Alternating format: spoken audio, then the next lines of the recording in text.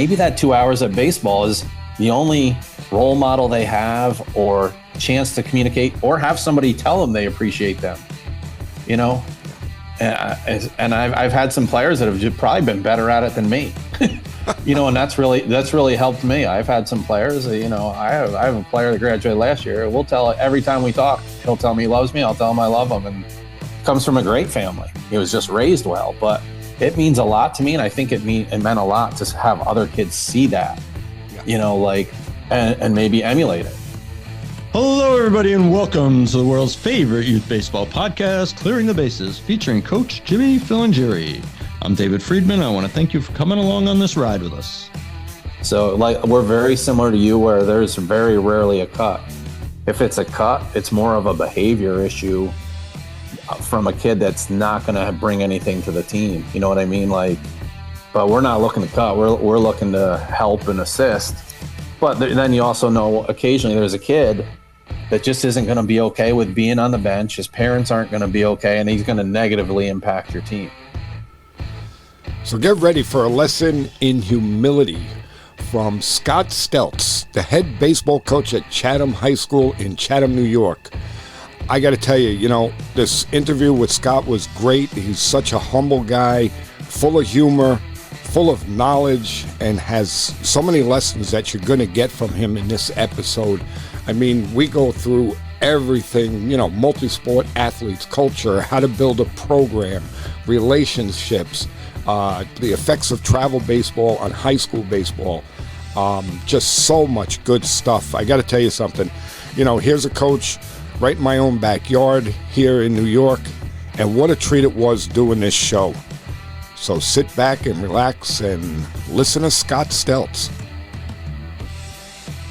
Tonight, we have a really, really special guest in Scott Steltz.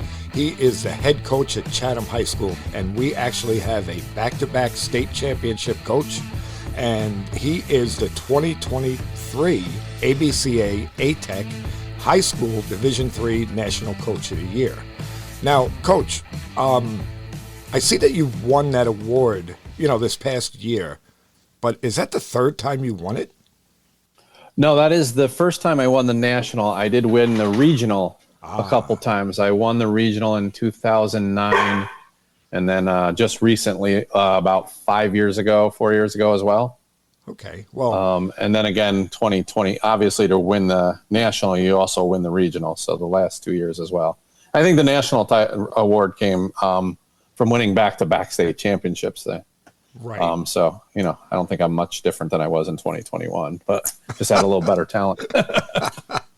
Well, let me put it to you this way. National Coach of the Year, Regional Coach of the Year, to me, it's all very impressive, and congratulations, and it seems to be well-deserved. Well, thank you very much. It's quite an honor to be recognized. I don't think it really sank in until I walked across the stage down in Dallas. That's when it really hit me. And then since then, it's really sunk in, you know, from day to day and time to time. So it's been a really cool, I guess, a lifetime achievement, really. But it's also been cool just seeing and hearing the feedback from peers and friends and stuff like that. Oh, yeah, it's amazing. I mean, I couldn't imagine, you know, like you said, walking across the stage. I think that I would probably trip and fall if I was doing that. I did go off the wrong exit, so there you go. So I almost lived up to your thinking. So tell me, how you started coaching at Chatham 25 years ago, maybe even more, right? Yeah, 1997. I became a part-time sub for the year in physical education, and I was given the JV job and turned that one around. Luckily, I just had some kids and families that really bought in, and we turned that around quick. And the next year, they offered me the varsity. Took me a lot longer to turn that one around, you know, but we did accomplish it, and now we've got like we were speaking off air, we've got a good culture and a great thing going, and a lot of support. So it's a lot of fun. So now you say, you know, it took you a little time to turn that around. Tell me, what were you up against? I mean, what was it like when you first got there? I don't think through anyone's fault. It was just a very casual situation. Kids, you know, came and went as they pleased. They played baseball, but they weren't driven or focused It was more of a, let's have some fun this spring. Let's play some baseball. Whatever happens, and we're okay with it. And honestly, at the time, that was kind of the culture of a lot of the school. But I had come in at a good time, right on the tails of our principal now, Mr. Thorson, who was trying to turn around the basketball program at the same time, and still has a big influence on all the kids. So I was fortunate there. So it sounds like, you had some help, right? It weren't like, you were a man on an island. Yeah. The saying is it takes a community to raise a child. And I definitely was fortunate to be in a great community where, 95% of the people have always supported me, and had the same vision. I got to be around some good coaches, who had been players in Chatham. And, I learned by observing them and speaking with them, like what the culture was like. And, also talking to the previous coaches from years gone by about, what they were focused on. And I learned quickly, it wasn't just the X's and O's like any young coach thinks it is. Right. I learned it's culture and conversations and communication and showing that you care, and all those other things that my dogs that are important. Yeah, I always believe that the X's and O's are way down on my list of what's important. Like you said, like culture and expectations and how we do things, to me, is much higher on the list than X's and O's. Yeah, and what you realize, I think, is once you start implementing that, the wins come. They take care of themselves, but you're on a smoother sea. You're not having the highs and lows that when you're just chasing wins. I think it was Matt Degg said it. You become more of a transformational coach instead of a transactional coach, and the relationships I've built are some of my favorite ones I've ever had. Yeah, when I interviewed Clay Cox from Parish Junior College, he literally has on the brim of his hat, underneath the brim of his hat, he has TNT, and it stands for transformational, not transactional. And I like that. Yeah, it's such a great concept that I wish more coaches understood, especially youth coaches, to understand that it's more about learning the player as a person first than it is the old adage, what have you done for me lately? And that's the way I like to explain the difference between the two. Yeah, I agree. I think I'm actually going to give a speech to our Little League here in a couple of weeks, but that's one of the things I think I'm going to, kind of attack is that we're building young people, not just baseball players. And that serves our community and families a lot more than who can hit a ball 380 feet, Exactly. Yeah. Yeah. Really, that's our goal, because again, the numbers tell us that the boys are going to play only so far. There's very few guys that get to those Power 5 schools or even make it to professional baseball. There's very few. So our job is to, like you said, build good young men that will carry them through their lives. Exactly.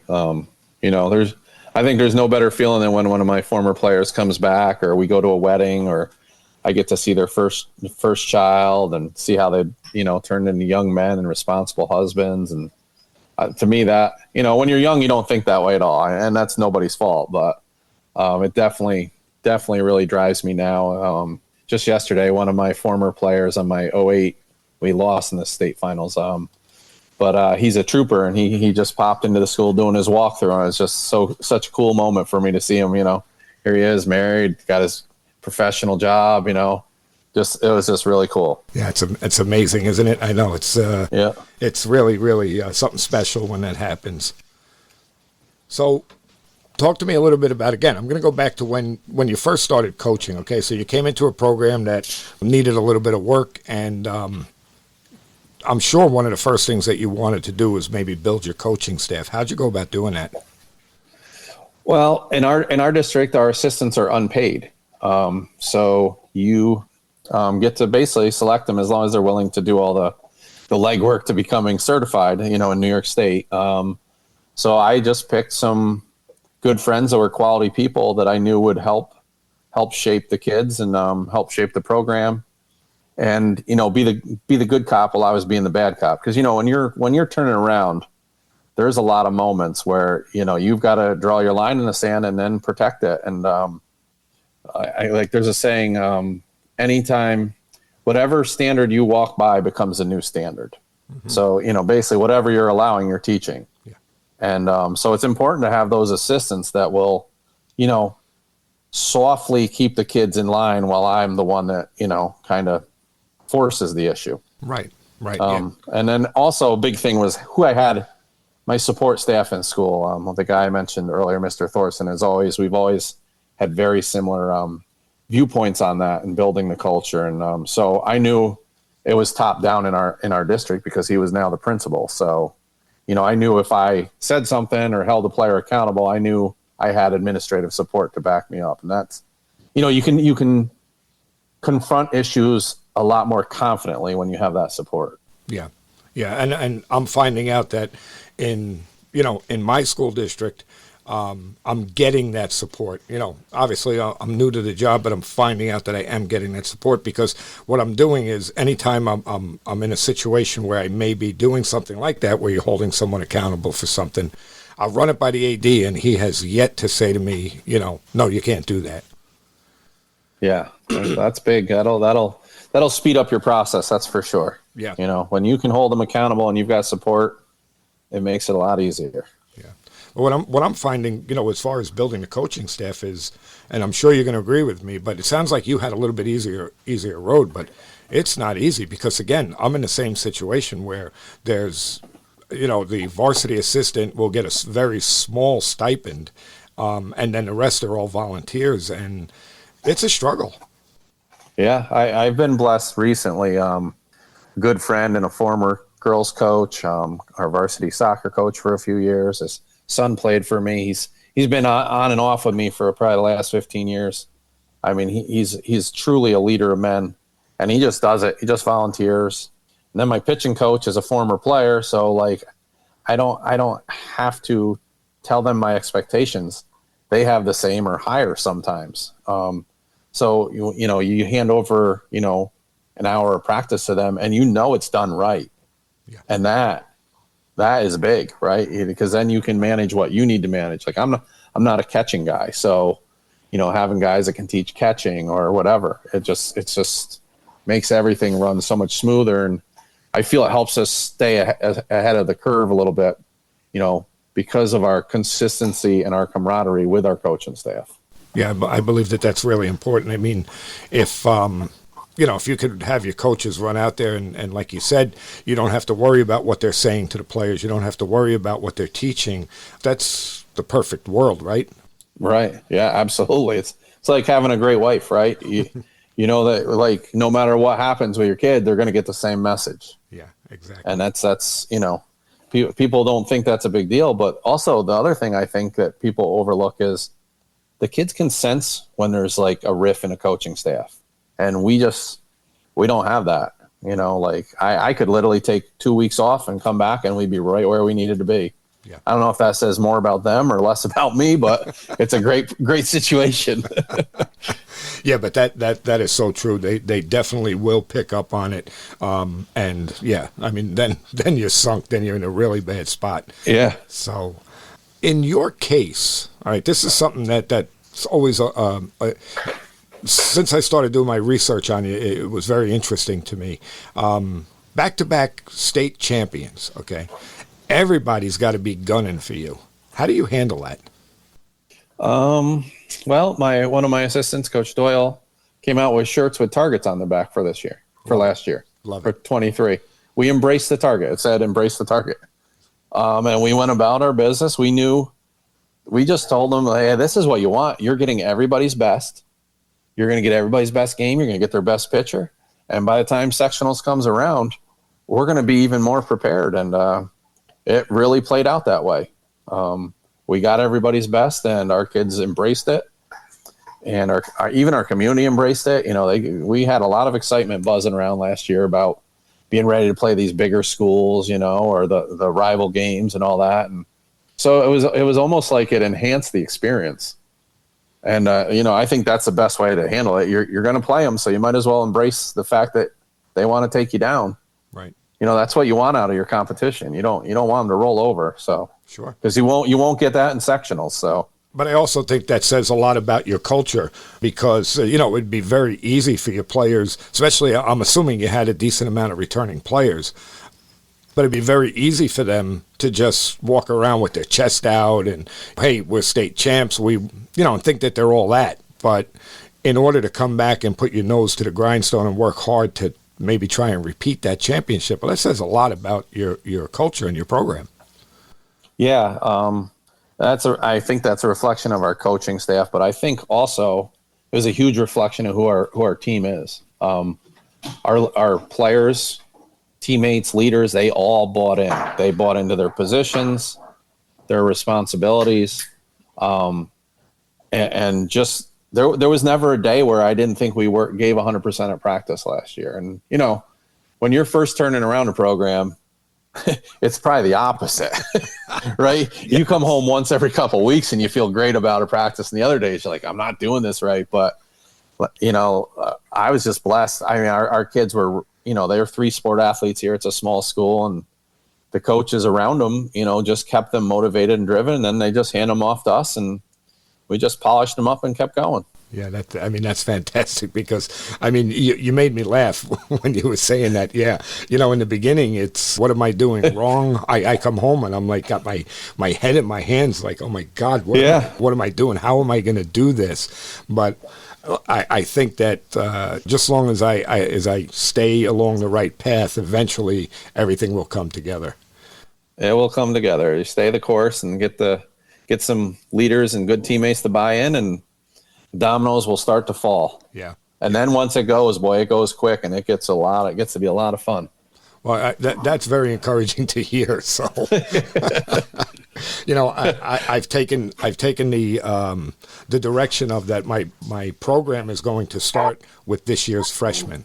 Okay, so that's where I believe my focus has to be on them, because if I can get them to buy in, well, then that's going to carry out for the next 4 years, and everybody that comes behind them, the culture will already be set.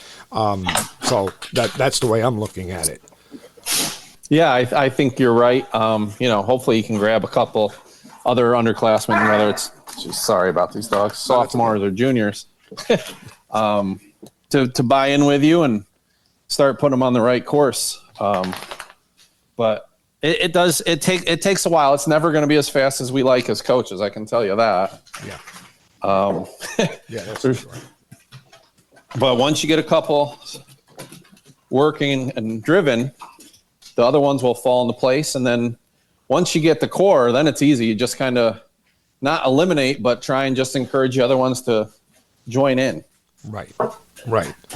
Yeah, and it could be just as simple as a player going over to another player and saying, hey, that's not the way we do things here. We do it like this. Exactly. When the players police themselves is when you'll realize this is headed in the right direction. When your senior has his arm around that sophomore in the hallway during the middle of the day, steering them and guiding them in the right direction. That's when the magic starts really taking place. Yeah. So I think you'll get there. You just, you got to trust that process. It's one of the things we talk about all the time is our process. Yeah. Yeah. But again, that's why I was looking forward to this conversation so much, because I said to myself, wow, what an opportunity. I can pick his brain on the air. And not only are my listeners going to learn, but, I'll be able to learn some stuff too. And this is great. So, another thing that came up is, again, I come from the Catholic High School Athletic Association, which is primarily New York City and a couple of Westchester schools, and they have their way of doing things. New York State Public High School League has a different way. So walk me through a little bit what your off season and your preseason look like, because it's really different than what we were able to do. For us, well, one, we're like I said before, we're a small school, and a lot of our kids are 2 and 3 sport athletes. So this is usually shocking to everybody, but we don't do a lot in the off season. The kids, they work on their own, whether they're at a camp or, a training facility. But we just started running we call them open gyms. So any baseball player in the school can attend. We run that on a Sunday for a couple hours for pitchers and catchers, and then occasionally on a Wednesday night, so they're picking up a ball twice a week. And that's basically, we get a couple ground balls afterward, but basically after that, the first day of practice is when we get together. Oh, really? And I know that's shocking, but I learned, I think a few years back, that sometimes less is more. I was having some situations where towards sectionals, you'd feel the energy kind of drop, and they just wouldn't. You felt like they're going through the motions at practice. So we just backed off, and we give them some days off during the season. We don't. Once the season starts, if we're not playing on Saturday, we don't practice on a lot of Saturdays. But it's more of that. Less is more. But when we're there, we really want them to be dialed in and focus and give us those good 2 hours, of intensity and focus and listening. And I think we also, one of the other things we do, and I know a lot of people do this, but we share quotes and stories every day for like life lessons. And I think that has helped more than I think I was willing to realize. It had a big impact because it takes them how they handle their daily life. Not just baseball, but it shows up in baseball. Our players are very well respected in our community. They're well behaved. They're extremely well mannered. And I think that draws attention to them. That's a good attention. A lot of athletes don't always get good attention anymore. And I think they like that feeling, of belonging to that. And, and listen, our standards and our values are high, but once they buy in, I think they see the benefits of it. And I think that plays a big role into, they look forward to coming to the ball yard. Yeah. Yeah. I love that idea and I used to do this a lot when I was coaching travel baseball, is to start each practice off with a quote or a saying, and then, go through it with the team and explain to them what it means. And I think it's really important. I kind of got away from it when I was a JV coach, but I think it would probably be something that going into the season, I'll probably bring back. Well, I can tell you, I've done it since I started coaching. I'm just a person that likes to read and likes quotes and stories. I think you learn a lot by watching other people or hearing a good story, especially if you're a good storyteller, which I'm probably not, but I do my best. But my daughter is now 12, but she started with a team a couple of years ago. She switched to a different softball team. And so one of the first indoor sessions, I told a story. And from then on, it was like every week the girls like, do you have a story? Do you have a story? And they got so excited. And now, like, the head coach does a great job of finding little stories and tying them into what we do. So I think the kids get more out of it than we'll ever realize. Yeah. And I get kids that come back and be like, what was that story? Or what was that quote? I've had a player that was in a pretty dark place pull out. He was sitting at the end of his bed and pulled out the binder of quotes he found. He literally told me it turned his life around. Wow. So from that moment on, I tell the kids all the time, I will never not give you a quote in a story because it might have that effect on somebody. So if you don't like it, sorry, but you're going to listen and hopefully glean something from it. Yeah. No, that's fantastic. That's a fantastic story. Yeah. I was bawling, crying when he told me. So yeah, I'm sure. And that was one of those years where I was like, man, I had a group that was a little tougher. I was like, man, they're not listening. I'm wasting 15, 20 minutes in practice here. But now it's always going to be etched in my mind, and I'll always do it. So, so I'll share you some quotes and stories if you want. Like, not on here. I'll send them to you, and you can use them and whatever. Yeah, that would be fantastic. Yeah, I would love that because, like I said, I think it's a trend that I need to get back to, and I'm going to do it. So, but something that you said, I just want to go back to a little bit, which was really interesting to me about your preseason, your off-season stuff, and that you really don't do much. So you really don't start working with the team other than the pitchers and catchers until, say, tryouts, like mid-March? March 11th, yeah. March 11th is first day, and we're scrimmaging. We'll do a cage scrimmage with another school on the 24th. Okay. And then our scrimmages start. We play Saugerties and a couple other scrimmages 27th, 28th, and 29th. Oh, that's interesting. We open up against Saugerties.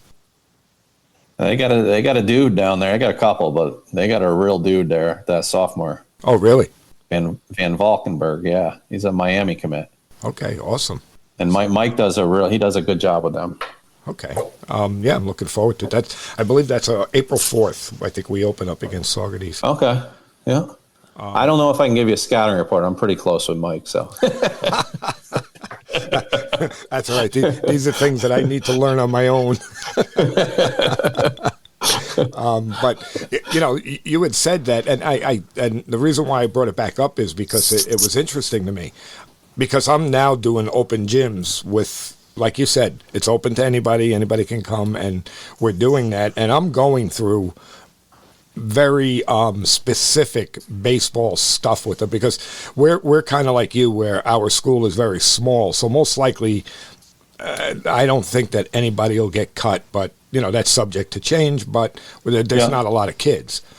But what I'm finding out, which is interesting, is that a lot of the kids have pitching trainers and hitting trainers and this and that, and who can't be here because they're throwing bullpens in January, and I'm just like, my head's ready to explode. And I think that maybe what you just said is maybe an approach that I may want to look at, where I say, all right, guys, listen, do your thing. Maybe we'll do a little bit here and there, one day a week, but other than that, I'll see you in March. I think it does help. That feeling of that first day is like a true first day versus, geez, we've been in the gym already for 2 months, nights after basketball games or Sunday afternoons. Like, it's exciting for them. That first day of practice is almost like an opening day again. You know what I mean? Yeah. And I realized that after we backed off, I was like, man, we got a lot of excitement. Yeah. I mean, like I said, it just listening to you tell it made me take a different look at it immediately. Like, why am I banging my head against the wall? Let me wait until the season actually starts, and then we'll get at it. Yeah, and really, you just need your pitcher's arms ready to go, because it's such a short time from the start of practice till your first scrimmage. So that's basically what we use it for. I mean, we instruct them in our open gyms, on their mechanics and grips and stuff like that. But for the most part, it's really just to get their arms in shape. Yeah. Yeah. I mean, just to ramp them back up, right? Yeah. Yeah. Another thing that I'm really curious about, and it may have to do with, I know that Chatham is kind of a small town, but yes, most of your players have been playing together since they were very young. Is that right? Yeah, we have a very small little league here. I think at our top level, there's going to be 2 teams, so 25, 26 kids max. Right. So we're very similar to you, where there's very rarely a cut. If it's a cut, it's more of a behavior issue from a kid that's not going to bring anything to the team. You know what I mean? But we're not looking to cut. We're looking to help and assist. But then you also know occasionally there's a kid that just isn't going to be okay with being on the bench. His parents aren't going to be okay, and he's going to negatively impact your team. So those are the ones, and I wouldn't even say we cut them. We just kind of tell the truth and almost discourage them from, hey, here's the reality. You're 13th out of 13. This is not soccer and basketball and football where it's unlimited substitutions. Yeah. You're looking at an inning to 2 a week. Right. How are you going to be in the middle of May with that? Yeah. Yeah. Go run track with your buddies, get stronger for football or whatever you decide, get a job. But if you're not okay with that role, this probably isn't for you. Right. Now, did I understand you correctly when you said 13 players? Yeah. I mean, I carry, by the time we get done with the JV season, I'll carry 20 probably, but I carry about 13 to 15 players. And that's the other thing. It takes away all those playing time issues. So if we have a young kid that's not a starter, he's going to be on our JV no matter what, because he's going to play. He's going to get his reps. Yeah. If we have a kid that maybe platoons, he'll play varsity one day, and then he'll go down and pitch at JV the following day. And we just have to stay. The New York State Public High School has a 20-game max. So we just have a big spreadsheet, and we just chart that and, make sure that we don't cross over that.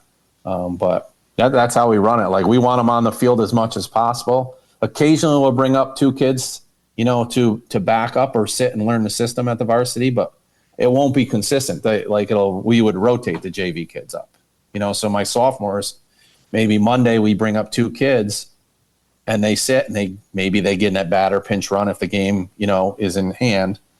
But then on Wednesday, they're going back down and playing, and 2 different kids are coming up and fulfilling that role.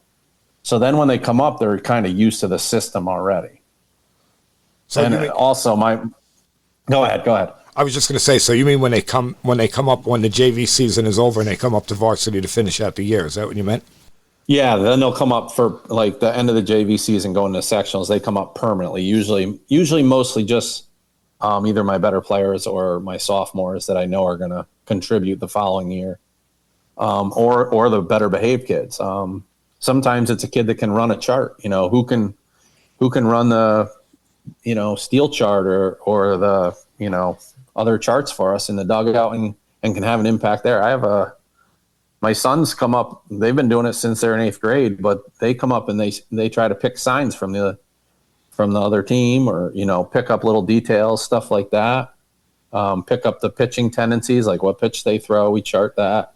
And it helps the team. Sometimes, in the 5th inning, we know what we're getting when it's 1-2. Yeah. And we know he hasn't thrown it in the zone, so we don't have to chase it. Exactly, yeah. And maybe that's the out that all of a sudden now it's a walk, and next thing you know, we got a blue pit and we've got to go ahead run. Yeah. So those little details make a big difference. And I think it teaches them buy-in and focus versus, just knocking each other around the dugout like goes on in some dugouts, or just yelling at the other team the whole time. Yeah. Yeah, which that we don't yell at the other team, and if they yell at us a lot, once in a while I'll let them respond, but that's not our focus. Yeah. I mean, I always tell them in the dugout, we got them beat. If they're yelling at us, we already got them beat. They're focused on us. They forgot about baseball. Yeah, if I can't tell you how many times I've said to my team, we live in our dugout. I don't care what they're doing over there. Yeah. Okay, we don't act like, because that is the trend nowadays, is all the bench jockeying and all that stuff. Yeah. But it's not when it's funny, but I'm not a big supporter or fan of it. Right. Yeah, I was going to say, try that on one of my teams, see what happens. Yeah. I don't believe in that at all. I don't believe in, any of the showboating. Actually, last year I had a kid hit a double. He got to second base, and he looks in the other dugout, and he made a gesture towards the dugout. I just looked into the dugout. I was coaching third base, and I said, "Hey, put a helmet on. Get out there." Yeah. Went out, the kid came back in, and when the inning was over, went over to him and I said, "Hey, I told you, we live in our dugout. I don't want to see that. Don't do it again." And that was it. And he sat on the bench for the rest of the game, and I didn't care if I lost the game or not. It didn't matter. Right. You handled it the right way. Yeah. He needed to learn. I've backed off a little after COVID. Like, I let them have a little fun, like if they get to second, but they can't look at the other dugout. I'm with you on that. But they can look in our dugout, and they got about 2 seconds to do their Fortnite dance or whatever they think they're doing. They're going to look back in 20 years and be like, what was I doing anyway? So, so me and the coaches just kind of chuckle when they do it, but we're the same way. You're never going to confront the other dugout. Like, now you can respond, but not across the field. Respond how you play. Exactly. Yep. Yeah, I mean, that's another one of my sayings that my players will tell you they're probably sick and tired of hearing me saying. I always tell them, I say, you want to get back at him? Hit a double in the gap. Believe me, that'll shut him up. Exactly. So, but yeah, we're on the same page. Yeah. So that was one thing, about your players playing together. I think that's really important because we don't see that anymore. Everybody's going in 8 million different directions, different travel teams and all of that stuff. And they don't, you have to build that feeling of team amongst players because they really don't know each other. Yeah. And I think in a small community, it's a blessing too, right? Like, some of our former players, our old timers, they go up and watch these kids when they're 8, 9, 10, 11, 12 years old. So they followed these kids as long as they've been playing. Yeah. And then they show up at the varsity games and they have relationships. And I'm telling you, we just have, and I'm not knocking other people's communities, but we just have a better one. Right. Like, our community is so supportive of our students and athletes and teams. It's there's always a little bickering and there's a lot of sideline and armchair quarterbacks, but Sure. when it comes down to it, they're very, very supportive. Yeah. Our teachers show up to games. I think that's the greatest thing when I look up in the stands and see a teacher. Yeah. And our kids do too. Like, I'll never forget, we're in the huddle the first year at the state championship out in Binghamton. And I think it's 4-4. And we're trying to stress a point. Hey, we're gonna go to some small ball here or something. And one of my players mid-sentence goes, "Hey, coach, Mr. Pearson's here." I actually turned around to look. I was like, "All right, team, let's go." I forgot what we were saying. But like they don't, that impact is real too. Yeah. And we do a cool thing where our players, like before we head off to sectional finals or whatever, our players pick a teacher and give them their jersey and tell them thank you for, they have to be specific with why they're thanking them and why they picked them. Oh, and I thought it was a great idea to teach my kids how to be grateful. Yeah. I did not realize the impact it had on our faculty. Like, it's awesome. Yeah. I love that. That's fantastic. Yeah. Yeah, and that's something that as long as I've been a high school coach, I haven't been able to experience that, because both schools that I've coached at are private schools. So all of the kids come from all over the place. It's not like one community. Yeah. So that's a little bit different. But so you're sewing them together, when you get them. Yeah, yeah. Or my kids know the other kid's middle name. They know what he had for breakfast in second grade. They know his first girlfriend and all that stuff. Yeah. And there's a lot to be said for that. And they don't always have that in the bigger schools either. Yeah. Yeah, no, that's so true, and that's I'm envious, because that's something that appeals to me, and I can see how it could help you, with a tight knit community and having people that know each other. It's going to be a little bit easier than, like you said, I'm getting them. I got to sew them together and try and make a quilt out of them. Yeah, you're right. I never really thought of it. You kind of opened my eyes a little bit there, but it's definitely a major benefit. And they walk around town and, they walk into the pizza place and they're like, hey, they know their name. Hey, how's the season? Blah, blah, blah.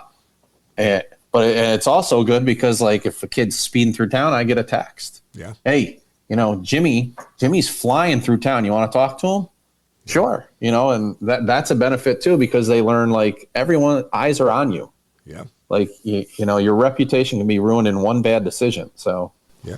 And again, you just hit the nail on the head.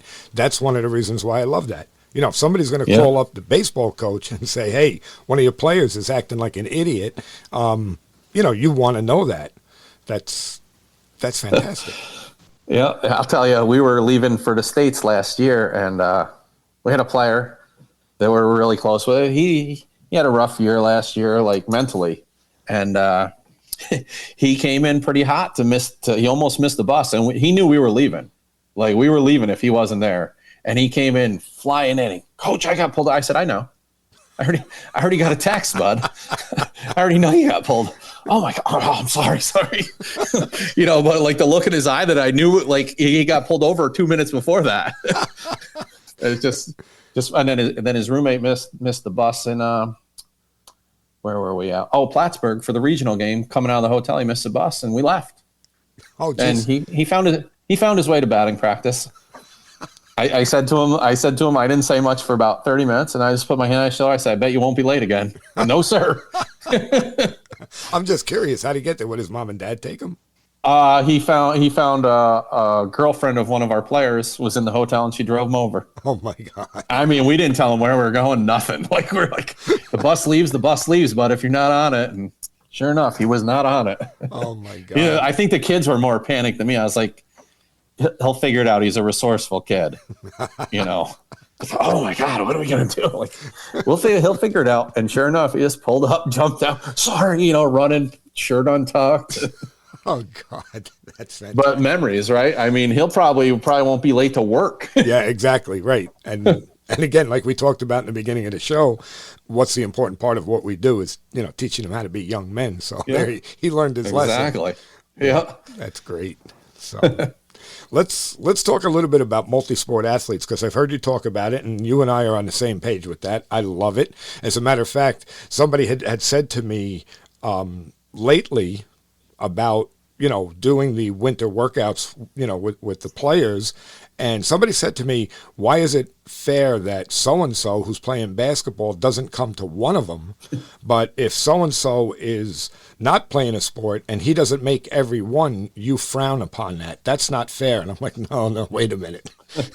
We're talking about apples and oranges. So why don't you I was going to say that's apples to oranges. Yeah. Why don't Listen, our policy, as long as you're doing something and looking to improve yourself, we're fine with it, right? We don't really have control over them. So to pretend we do is only going to kind of bend the relationship before it even gets started. Yeah. So I just think that we can get what we need out of them during the season. I love watching our kids, play a different sport. Yeah. I was an athletic director in our district as well for 15 years. So, I had the opportunity to try and build all our programs. And that was probably my favorite thing as the athletic director. But seeing them compete and other thing. Now, I'm not going to lie, I get nervous the last couple games right before the season starts. Like our basketball team last year made it to one game from the States, farthest they'd ever made. Yeah. And, every time one of them's kind of limping, getting up from taking a charge or whatever, I'm like, oh, God, you're all right. And in fact, one of our top guys kind of had a knee injury, and we actually just the first 4 days of practice, we say you go through the motions, but you're going to rest because we don't need you to be healthy March 15th. We need you to be healthy April 15th. Right. And it was probably harder on him than it was on us. Yeah. Yeah, I could see that. Sure. Yeah. And, the other aspect about being multi-sport athletes that people, I don't think people realize as much, and this is from personal experience because I played baseball and I played basketball. In other words, during my basketball season, I wasn't thinking at all about baseball. It was out of my mind. My head was clear. As soon as basketball was over, now we're in baseball mode. And I really believe that players need that break. I think by what players do nowadays, going like almost 12 months out of the year, constant base, they get burnt out. I agree. And I'm actually battling that right now with my own sons. This is the first year they've been hockey kids, and they aged out. And so, the deal is you got to be doing something. So they decide to train for baseball like 4 nights a week at a facility, and they've been great. But I have the same concern, and they do a really good job over there, but it's just not the mental break I feel like kids need. So the next few weeks here, anytime there's a day off, I will not push them to do anything. I'm just going to back off and let them, hopefully be kids, because I'm worried about how fresh they will be. Yeah. But I agree with you that there always needs to be a little shutdown, and we actually look to give them days off. I know that sounds weird, but we do once we get in the season, if everything's going well, we are looking to give them a Saturday off and definitely the Sunday, and once in a while a day during the week when you feel like the momentum or the drive is shifted. Right. And so sometimes that includes like a community event, like we send our kids and we go watch the Little League teams. Some of our guys will coach some of the Little League teams this year, and we'll do some clinics for them and stuff like that. And I think that rejuvenates them. And then, so our field, we have a high school field, but we play at our Little League, our town complex, and our Little League fields are right next to it. And one of the best things is at about 5 o'clock, we're in about the third inning, all of a sudden there's 10 to 15 Little Leaguers just sitting along the fence, and our kids are just high-fiving them through the fence, and they're chasing home run or foul balls. But we're connecting that next generation, but it also helps our kids remember why they play. Yeah.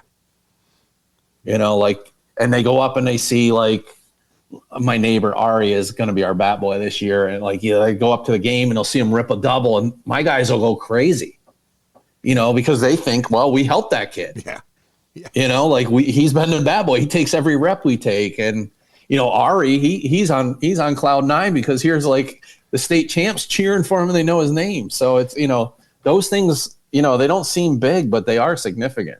Oh, I mean, it's that sense of community. We'll go back to that again. It's so important.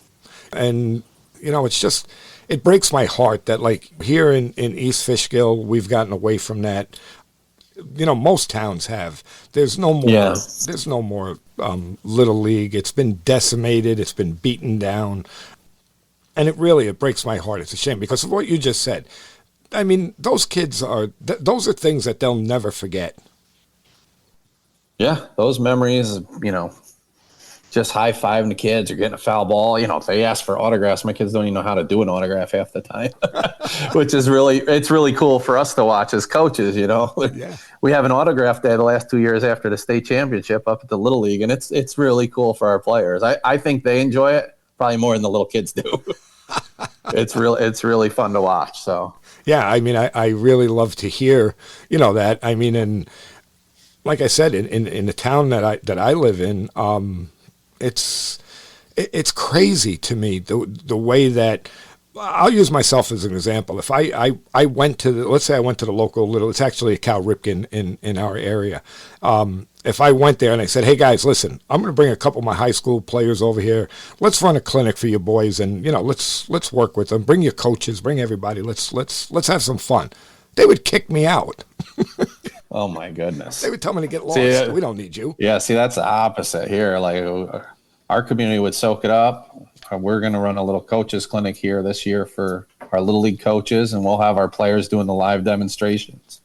Probably have my bat boy in there and a couple of younger kids. And I mean, that's part of what makes our community so great is like, we trust and believe in each other. Yeah. And it wasn't always like that, but it's definitely a special place. Yeah, and I mean, it means so much. One of the local facilities that I do a lot of work with, we run USA Baseball community clinics, which are coaches clinics for Little League coaches and stuff like that. And Scott, we get like 7 local guys, 8 guys that come, and I'm saying to myself, are you crazy? We have college coaches, high school coaches. We have, guys who know what they're doing that are trying to help you to make your leagues better so that you could help the boys be better players, and nobody wants to come. That baffles me. That's just baffling. And it's free. Yeah, that's even more baffling. I mean, I literally ride around in my truck listening to podcasts so I can glean one thing from each episode, put it in my phone, and then come home and add it to my notes so I can implement it. Yeah. And I've been trying to organize my stuff this year, and I got way too much stuff. But every time I read it, it helps me, whether I've read it 10 times or it's a second time. It's ingraining it into my mind. So when I need to recall it, it's right there. Absolutely. Yeah. And I just can't believe that coaches start. I mean, I can, but it's difficult to understand that mindset of like, I already know everything. I've never coached. I'm coaching 8-year-old baseball, and I know it. I don't need it. Right. And I think I just think you're doing a giant disservice to your kids. Yeah. And I think Devin Morgan from Driveline, I mentioned him before, he explained it beautifully. I love the way he explained it. If you went to like your child's 5th grade teacher and asked him what his qualifications were, and he said, oh, I was a student once, and I whatever, and gave you this half-assed reason for being a teacher, you'd go right to the principal. You'd say, I want this guy fired. But yet with baseball, if you ask a coach, I played 47 years ago, a little bit of baseball, and it doesn't qualify. I love it. Yeah, it doesn't qualify you to That's be a great analogy. Yeah, it was awesome. I'm going to steal that. Yeah, well, I stole it from him. So yeah. I mean, that's great, but that's a fact. You wouldn't accept it. Yes. I mean, I'm sure when we're all the same. I'm sure when you started coaching, when I started coaching, it was a disaster when I first started coaching. I didn't know what I was doing.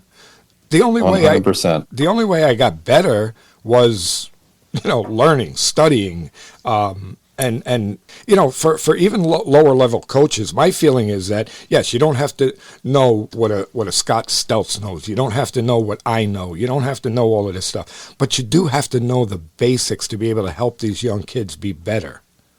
Yeah, because if practices become boring, then you lose games. Losing all the time is not fun, and now we've lost players because you didn't want to put in 10 minutes a day. Yeah. And that's all it takes. Right. You can do it in 5 minutes a day and you can become a great coach. Yeah. Yeah. And, go ahead. No, go ahead. I was just going to say, when I went to Dallas this year, my wife went with me for the first time, and that was awesome having her there for that and the event and the recognition. But I missed a bunch of the sessions, and I couldn't wait till they came out on video. So I've been driving around.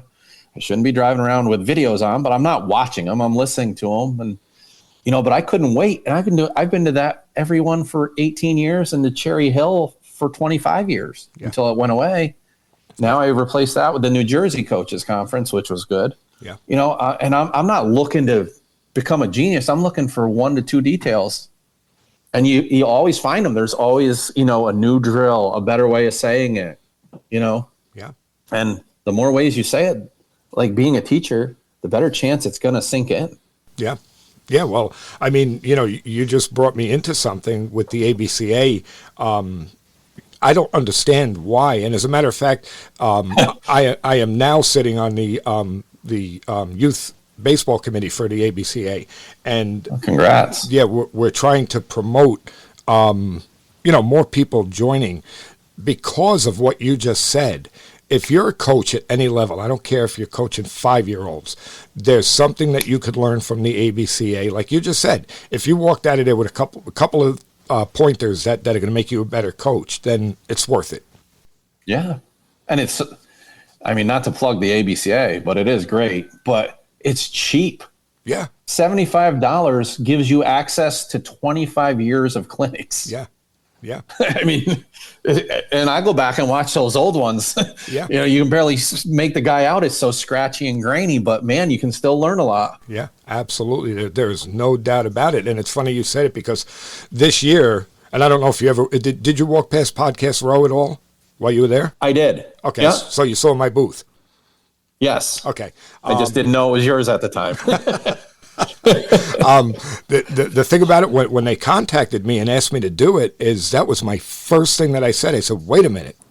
I said, I don't want to do this. I said, I have to go, I want to see presentations. I want to hear guys talk. Yeah.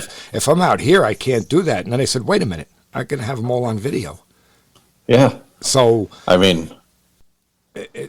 think my kids have absorbed half of it just from being in the truck with me.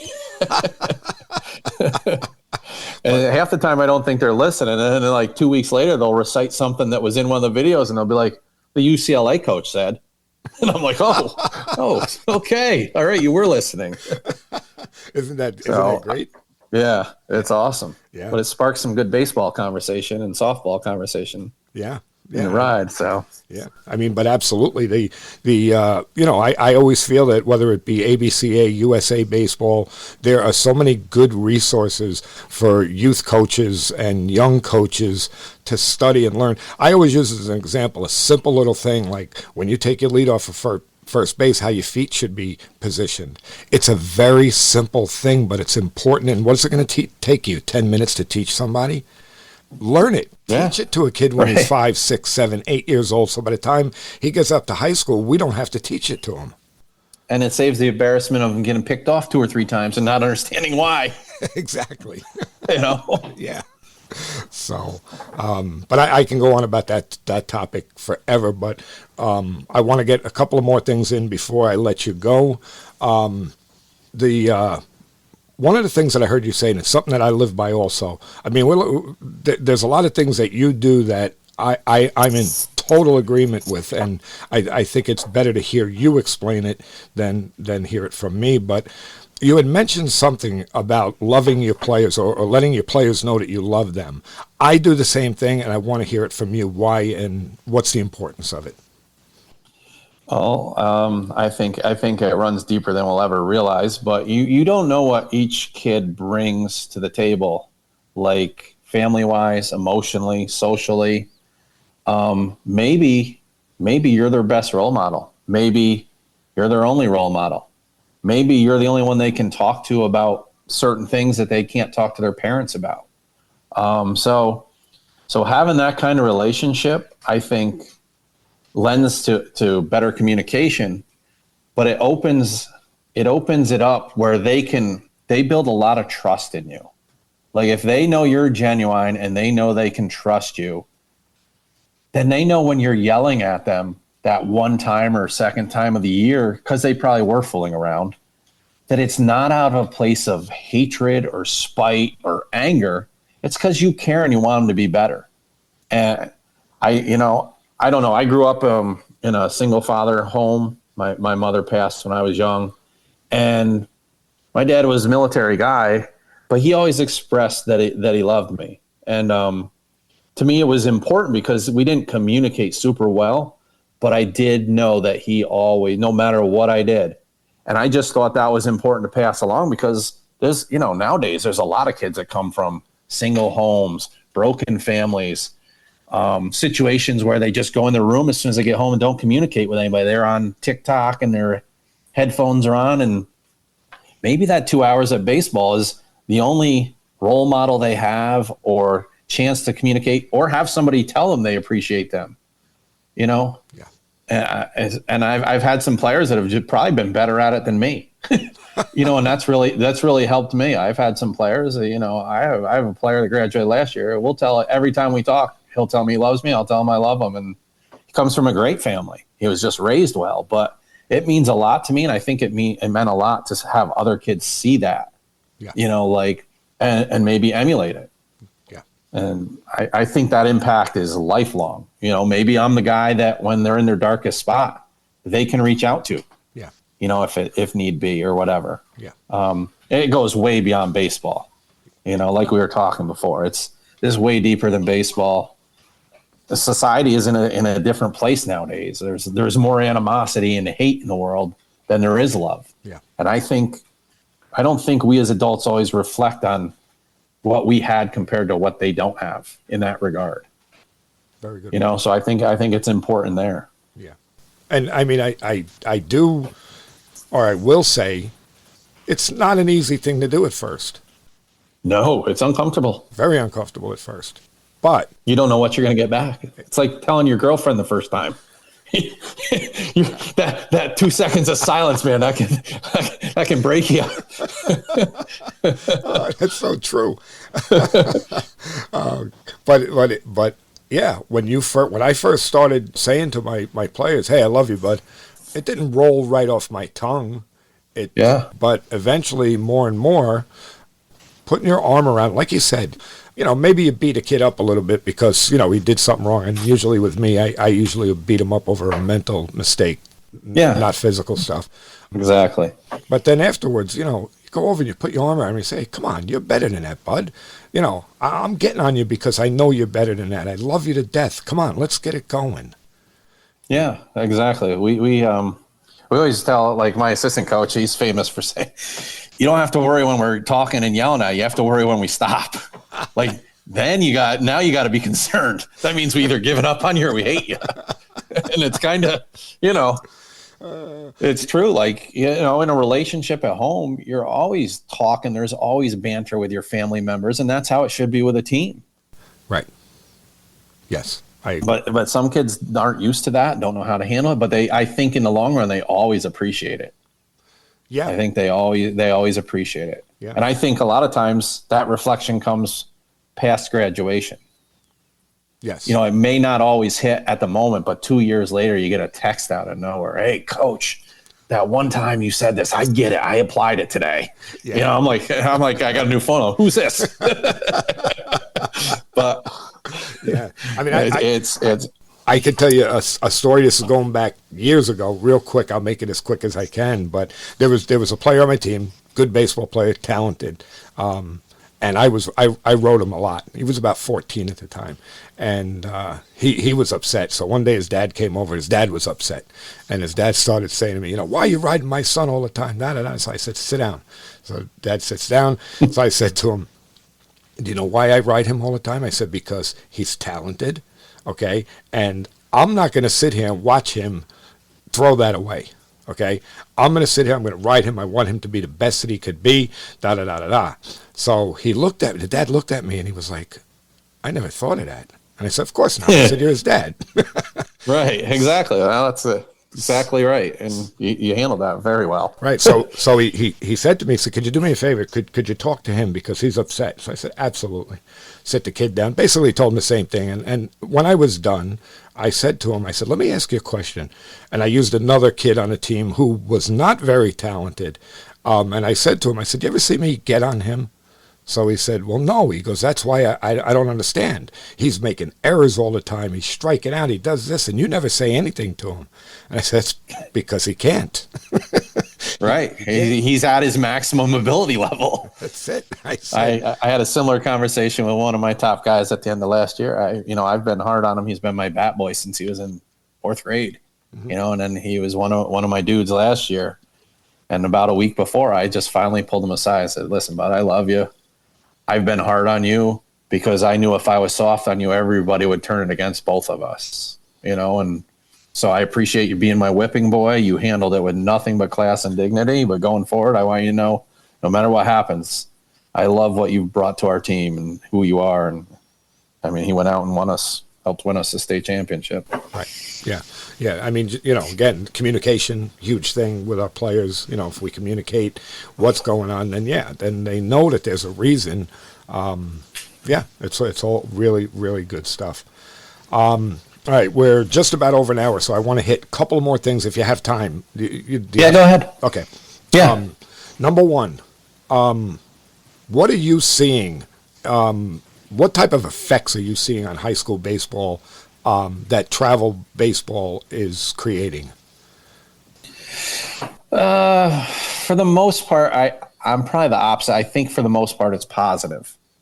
I think kids are getting a lot more opportunities to play, whether it's in a great program or a bad program, but they are getting more reps, more playing at their parents' expense and time. So you got to tip your hat to them. I think the negative is that sometimes people come back from those teams with the expectation of, oh, my kid's going to hit third and, do this and that. And if he doesn't, you're not doing it right because he does over here. But I think those are also just parents that haven't really learned the whole process of high school, being in a good high school baseball program.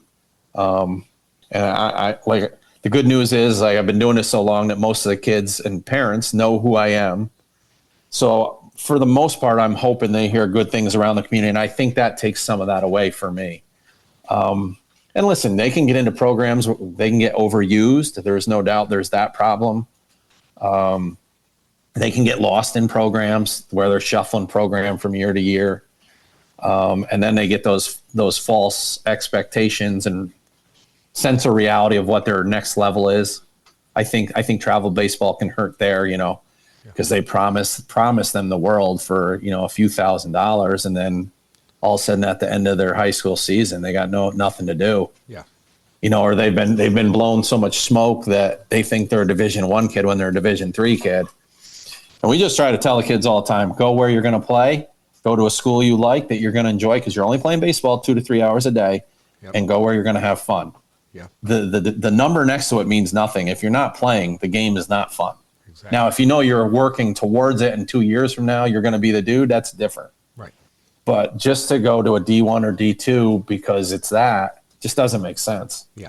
And I think the travel has definitely been a part of that. Yes. But overall, I think the players, I don't think they get quality coaching a lot of times. Not in a coaching sense, but in the repetition sense. Yeah. Like I think the coaches are good, but they play so much that they don't know how to practice, and they can make a play, but they don't know how or why they're making it. Yeah. And the situation, I've learned, I think we've had to teach a lot more situational awareness in the last 10 years because of the travel ball. Yeah. But boy, can they usually hit or throw it. Yeah. Yeah. So you're getting a better product. You just have to polish a different part of them. Yeah. And I agree with everything you just said, especially the playing more games and not practicing enough. I think in a perfect world, travel teams would practice, say, 5 days a week, play a few games on the weekend, and then get back at it on Monday again. Agreed. That would be fantastic, but unfortunately, it's the other way around. So they don't get to work on those situations and the finer points of the game. They just got to go out there and do their thing. Yeah, and the other thing I think it's caused, but it's probably helped as well, is that our practices now have to be better designed. Yes.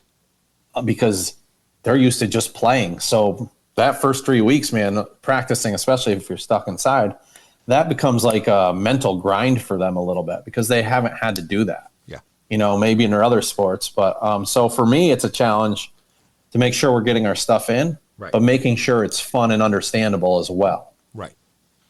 So I've tried the last few years, really tried to up my presentation skills of like, instead of just hitting them the ground ball and saying this, like, let's wrap it in a challenge of some sort. Let's make it game-like. Yeah. Make it competitive because kids love to compete. No matter what they tell you, they love to compete. Yeah. Win or lose. Yeah. Yeah. They love to compete. Yeah. And that's what we were growing up, right? We lived for competition, and I think we've lost that as parents and coaches. Like, sometimes we just let them go. Yeah. And just go through the motions over and over. I think, making it a more competitive, challenging, high energy environment makes it a lot of fun for them. Yeah. I hope that my kids enjoy coming to most practices. Yeah. Yeah. I mean, I agree with you. The competition that we created as kids helped us tremendously. And it was all, there were no adults around. I grew up as a young kid in Brooklyn, and, we would play in the schoolyard. Now we moved out of Brooklyn. I was 11. So I was very, very young. And, me and my brother would be in the schoolyard. My parents weren't there. We were over in the schoolyard playing baseball with other kids in the neighborhood. And that's how we learned how to compete. Yeah, exactly. I pedaled my bike to the playground every day for some sort of sporting event, and there was rarely an adult in the area. Yeah. Yeah. Yeah. So. And now everything's so organized, but like the organization, it's organized for the parents, not for the kids. Yes. Like I know we run our summer baseball camp, and I sometimes I'll get the parent that comes and like, they basically want to give me a checklist of what their kid needs to work on. And I'm like, I'm reinstilling the fact that this is fun. Right. We're going to have a lot of fun. We're going to do some drills and we're going to teach them, but we are going to have the most fun week of baseball that we can have. Yeah. Because if they're not having fun, they're not going to play past 13. Exactly. When that curveball starts embarrassing them all of a sudden, and they didn't have fun the last year, I'm good. I'm going to go kick the soccer ball or hit a tennis ball, or get a job or whatever. So exactly. I think our biggest goal in our camp is have fun. Yeah. Yeah. And a lot of days that's our goal at practice. Like Yeah. we say that all the time. Like, let's have fun today, Yeah. But then we also tell them, you make it fun. Like Right. we provide you the opportunity, but you are the ones that have to create the fun. Yeah. And that's through your attitude and how you respond to things. Yeah. Yeah. So. And we hammer home that there's a difference between having fun and fooling around.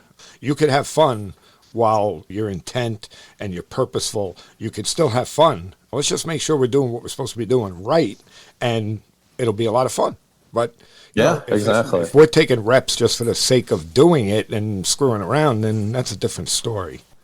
Well, what we've done a lot of times at the end of a round is we have a show-off round. I love that. So we, 2, 3, 4 minutes of ground balls or fly balls, and they're catching them behind their back. They're throwing it through their legs. And do we get any better from it? Probably not, but they enjoy the heck out of it. It's really amusing, like to see their creativity. Right. It adds to the feeling at the practice. Yeah, and it's not taking. Yeah, I was going to say, and it's not taking away from what they need. It's just a few. Be focused, minutes. And then you get your reward of going ahead and goof off in the baseball sense. Yeah, yeah, that's great. I love that. And it gets pretty funny and creative. Some of the double plays we almost turn are pretty. I mean, we would dominate Sports Center's top 10. Yeah, I mean, I'm going to steal that from you. I'm going to use that. Yeah, that's fantastic. So, all right, let's get to the last thing, and then I'll let you go. So, I like to say that there are those that coach, and those that just want to be called coach. Okay, so what advice would you have for young coaches? Should they, just want to be called coach, or what is it to being a coach?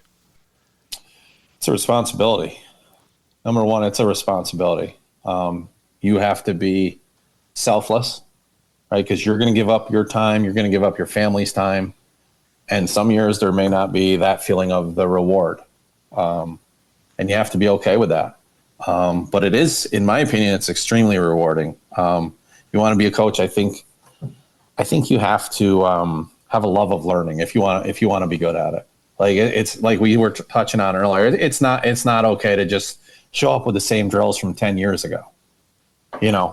Okay, well you'll be 500, mm-hmm. Good, but kids don't sign up to be 500. Now, are there years where that's the best I can be? Absolutely, but that's never their goal. So as a coach, you can't come in being 500. You have to come in and be driven and do your homework. And I think nowadays the biggest part of coaching is communication. I mean, obviously, you can't coach baseball if you don't know how to turn a fungo or throw BP. But I think the communication piece is the biggest piece nowadays. Giving them having a practice plan, talking to your leaders and teammates before practice, trying to make sure we're going to be on the same page. Who's going to pull Jimmy back today when he jumps over the fence and goes in the woods chasing a deer or something? Who's going to address that besides the coach? So I think the communication piece is huge. The great thing nowadays is, like we were saying before, you can get the information whenever you want it, however you want it. Like that didn't used to be a thing. Like to hear a good coach back in our day, you had to sign up and go to a clinic and sit there and take notes and then hope you didn't miss anything. And now you can get it whenever and wherever you want. I get more knowledge on my lawnmower in the summer than probably most people I have probably between my house and my mother-in-law's 5 hours of mowing. And I don't want my wife to hear it, but she might. But I enjoy it because I'm on Podcast University, man. That's probably why our lawn looks so good half the time. Is because she's like, well, you don't have to mow today. I'm like, yeah, I do. And in my mind, I'm like, oh, there's a new episode out. I got to get on the mower. That's fantastic. Yeah, I think the love of learning and the communication are what'll make you a good coach. And you don't have to be great in your X's and O's. I agree. You just can't be horrible in them. Right. I agree. But you have to be good in communication because that's where you keep and grow your players, and they learn to grow. Yeah. You can show them and model them and talk to them, and they'll grow. I'd like to think that our players grow at a faster rate than others because of our community and our communication and our support in the school district and just how our little league has brought them up. It takes a community and put yourself into that community if there is one. I would say as a coach, like I've been on and off my little league board since I was 17. Wow. And it's been great. Was it time consuming at times? Absolutely, but it's been great. You get the insight into what the younger guys are doing and what their coaches need and what style coaches they have. So when, Jimmy, when I raise my voice the first time, goes into a shell, I go, oh, that's because he's always been yelled at since he was 8 because I know that coach. Yeah. So I know I have to have a little different coaching style with him. Yeah. Right. Maybe he's an arm around the shoulder guy or a one-on-one conversation. Yeah. It's a lot of sports psychology. Oh, sure. And like you were talking before, the mental stuff. I mean, the mental stuff is big. Yeah. There's a lot more pressure on these kids than was us because of the social media. Like our mistakes weren't broadcast for everybody to see except us on Snapchat, Like I don't know how many times a day a student shows me a Snapchat of somebody, one of their friends or classmates doing something stupid. And I'm thinking like, God, thank God this wasn't around when we were growing up. Like, oh my God. Like how embarrassing the pressure and stuff those kids go through because of that. Yeah. Yeah. And I just think that's a big part. The communication part is a big piece. Yeah. Yeah, I agree 100%. I mean, we did a whole episode that we called, I forgot what we called it, let's talk about the C word, communication. And I'm going to look that one up. Yeah. But yeah, that's how much I believe it's important. And it's communication all around, like you said, it's communication with your players, but it's communication with, parents also, how you communicate with the other coaches, all of that stuff. It's really important. Yeah. Umpires. Right? Yeah. Huh. Yeah. I mean, I refuse to call an umpire blue. I just refuse to do it. I go to home plate, I learn his name, and that's what I call him. We call him Sir. Our catcher shakes his hand before and after the game. Yes. One of my favorite highlights was the 2022 state championship. It was a strikeout, go-ahead runs were on base. Kid had 2 doubles and a walk. And I bring in a sophomore to finish it out because of the pitch count. And he strikes him out. And my catcher throws it down to first. Didn't need to, just throws it down. And instead of running to jump in the dog pile, turns around and finds the umpire who's trying to walk off the field and shakes his hand. How great That's is that? literally one of my favorite moments of that whole thing. How great is that? Because that kid was raised right. Yeah. And now he's my modified coach at 18. Yeah. There you go. Yeah. I mean, yeah. All of that stuff is so important. And, hey, we got to hammer it home so that more people understand it, more people do it. Exactly. So, Scott, I can't tell you. I mean, we've been on for an hour and 15 minutes. To me, it feels like we've been talking for 5 minutes. Wow. I was about to say the same thing. I was like looking at the clock right now. I was like, yeah, that went fast. Yeah. I enjoyed every second of it. I appreciate it. You and me both. I mean, look, I wish you all the luck in the world. Let's make it back to back to back. And I've never heard that one before. I think I heard that on the bus ride home.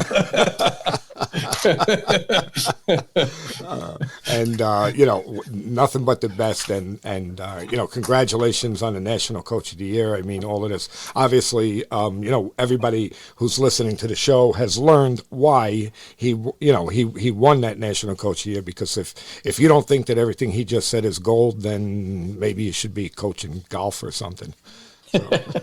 Well, I appreciate it. I learned from you as well. And anytime, anything I can do to help you or any of the listeners, just let me know. I mean, I learned by, doing the same thing. So yeah, I appreciate I love you. growing the game. Yeah, I appreciate you coming on, and being that you're in my backyard, who knows? One day I may say, hey, you know what? Chatham has a home game today. I'm going to take a run up and watch the game. So or the opposite. Yeah. Maybe I'll see you down in Socrates at some point. Yeah, there you go. That'd be great. So, all right, Jimmy, I appreciate you, man. Thanks, Scott. Thank you. Bye now. Well, I would say that lived up to what I had said in the introduction of this show.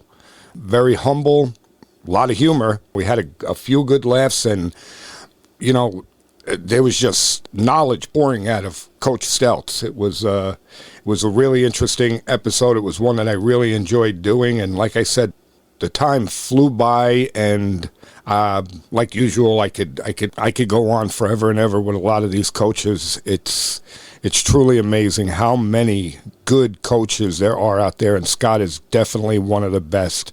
So thank you all for listening, and please hit the subscribe button. Follow us on Facebook, on Twitter. Send us an email, clearingthebases@gmail.com.